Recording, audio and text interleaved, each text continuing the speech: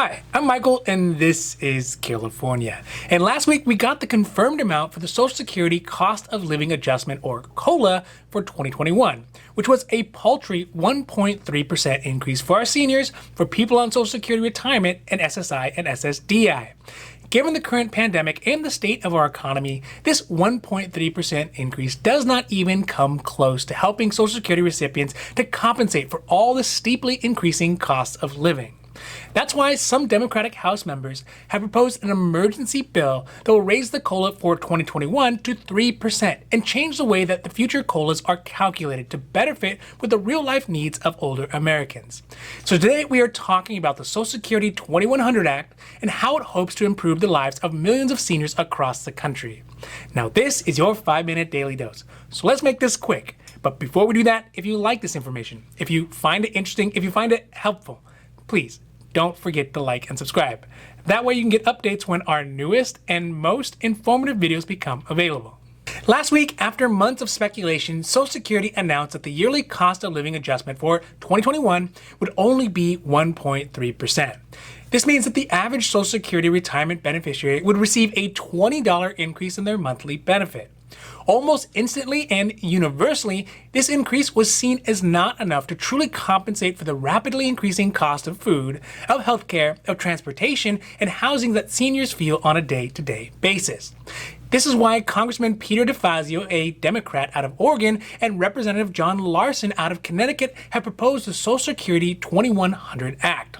This bill does a variety of great things to strengthen Social Security, and we can go more into it in another video. But the two main things that it does do that I want to go over today is that it authorizes an emergency 3% increase in COLA for 2021 to replace the 1.3% COLA increase, and additionally, it would update the way that COLA is calculated to better reflect the economic realities seniors face every year, which are not being accounted for in the current calculation. Since the beginning of Social Security, the yearly cost of living adjustment for Social Security beneficiaries was based on the difference in the yearly price of something called the CPIW, or the Consumer Price Index for clerical workers.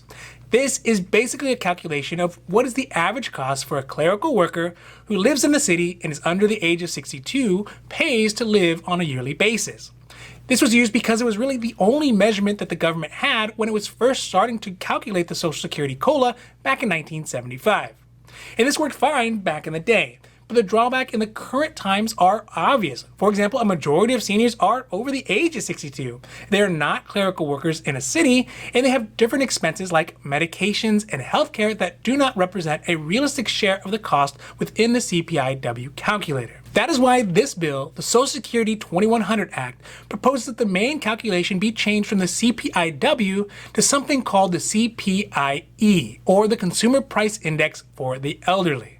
Now, okay, I know they could have done a better job naming it, but economists and bureaucrats aren't always the best at naming things.